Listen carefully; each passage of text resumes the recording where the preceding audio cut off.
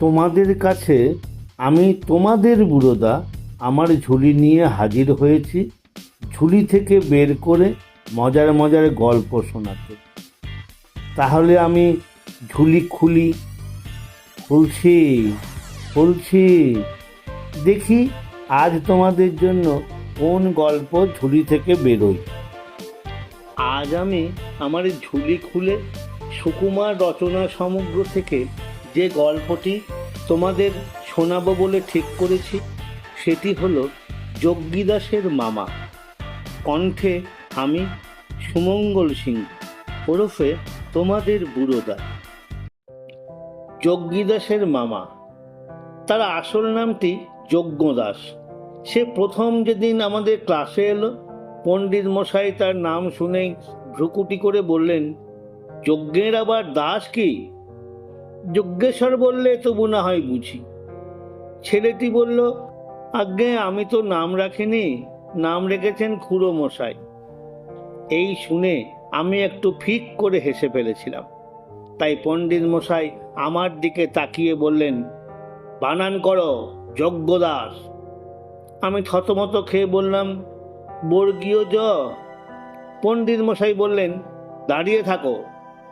তারপর একটি ছেলে ঠিক বানান বললে পর তিনি আরেকজনকে বললেন, সমাস করো। সে তার সংস্কৃত বিদ্যা জাহির করে বললে, যজ্ঞশ্চেতি তাসশ্চাসৌ। পণ্ডিত মশাই তার কান ধরে বললেন, বেঞ্চির ওপর দাঁড়িয়ে থাকো। দুদিন না যেতেই বোঝা গেল যে যজ্ঞিদাসের আর কোনো বিদ্যে থাকুক আর নাই থাকুক, আজগুবি গল্প বলবার ক্ষমতাটি তার অসাধারণ। একদিন সেই স্কুলে দেরি করে এসেছিল। কারণ জিজ্ঞাসা করাতে সে বলল, রাস্তায় আসতে 25টা কুকুর হাঁ হাঁ করে আমায় তেড়ে এসেছিল। ছুটতে ছুটতে হাঁপাতে হাঁপাতে সেই কুণ্ডুদের বাড়ি পর্যন্ত চলে গেছিলাম। 25টা দূরের কথা, 10টা কুকুরও আমরা একসঙ্গে চোখে দেখিনি। কাজে এই কথাটা মাস্টার মশাইও বিশ্বাস করেননি। তিনি জিজ্ঞাসা করলেন, এত মিছে কথা বলতে শিখলে কার কাছে? যজ্ঞিদাস বলল, আজ্ঞে মামার কাছে। সেদিন হেডমাস্টারের ঘরে যজ্ঞিদাসের ডাক পড়েছিল। সেখানে কি হয়েছিল আমরা জানি না, কিন্তু যজ্ঞিদাস যে খুশি হয়নি সেটা বেশ বোঝা গেল। কিন্তু সত্যি হোক আর মিথ্যে হোক, তার গল্প বলার বাহাদুরি ছিল। সে যখন বড় বড় চোখ করে গম্ভীর গলায় তার মামা বাড়ির ডাকাত ধরার গল্প বলতো, তখন বিশ্বাস করি আর না করি শুনতে শুনতে আমাদের মুখ আপনা হতেই হাঁ হয়ে আসতো। যজ্ঞিদাসের মামার কথা আমাদের ভারী আশ্চর্য ঠেকত। তাঁর গায়ে নাকি যেমন জোর তেমনই অসাধারণ বুদ্ধি। তিনি যখন রাম ভজন বলে চাকরকে ডাক দিতেন, তখন ঘর বাড়ি সব থরথর করে কেঁপে উঠত। কুস্তি বলো, লাঠি বলো, ক্রিকেট বলো, সবটাতেই তাঁর সমান দখল। প্রথমটা আমি বিশ্বাস করিনি, কিন্তু একদিন সে তার মামার ফটো এনে দেখালো। দেখলাম পালোয়ানের মতো চেহারা বটে। একবার ছুটি হতো আর যজ্ঞিদাস তার মামার বাড়ি যেত, আর এসে যেসব গল্প বলতো তা কাগজে ছাপবার মতো। একদিন স্টেশনে আমার সঙ্গে যজ্ঞিদাসের দেখা। একটা গাড়ির মধ্যে মাথায় পাগড়ি বাঁধা চমৎকার জাঁদরেল চেহারার একটি কোনো দেশি ভদ্রলোক বসে। আমি স্কুলে ফিরতে ফিরতে যজ্ঞিদাসকে জিজ্ঞাসা করলাম, ওই পাগড়ি বাঁধা জাঁদরেল লোকটাকে দেখেছিলি? যজ্ঞিদাস বলল, ওই তো আমার মামা। আমি বললাম, ফটোতে তো কালো দেখেছিলাম। যজ্ঞিদাস বলল, এবার সিমলে গিয়ে ফর্সা হয়ে এসেছেন। আমি স্কুলে গিয়ে গল্প করলাম, আর যজ্ঞিদাসের মামাকে দেখে এলুম। যজ্ঞিদাসও বুক ফুলিয়ে মুখখানা গম্ভীর করে বলল, তোমরা তো ভাই আমার কথা বিশ্বাস করো না।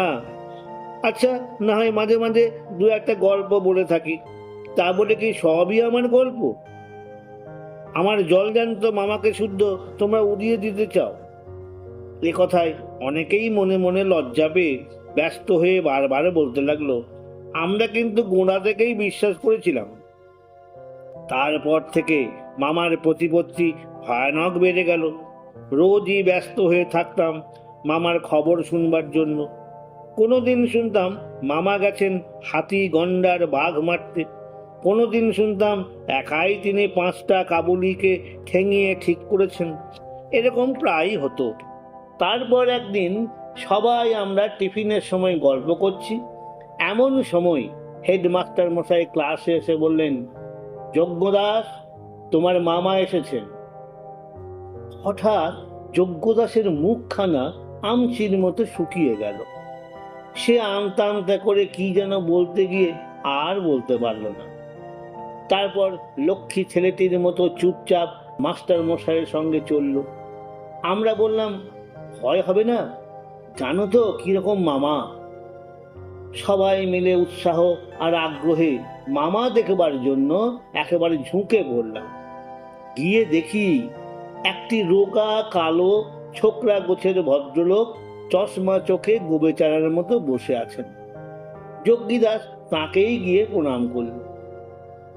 সেদিন সত্যি সত্যি আমাদের রাগ হয়েছিল। এমনি করে ফাঁকি দেওয়া, মিথ্যে করে তার মামা তৈরি। সেদিন আমাদের ধমকের চোটে যজ্ঞিদাস কেঁদেই ফেলল।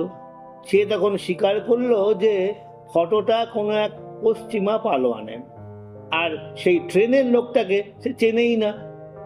তারপরে কোনো আজগুবি জিনিসের কথা বলতে হলেই আমরা বলতাম যজ্ঞিদাসের মামার মতো। আমার কথাটি ফুরলো, নোটে গাছটি মুড়লো। আমার কথাটি ফুরলো, নোটে গাছটি মুড়লো। আমার কথাটি ফুরলো, নোটে গাছটি মুড়লো।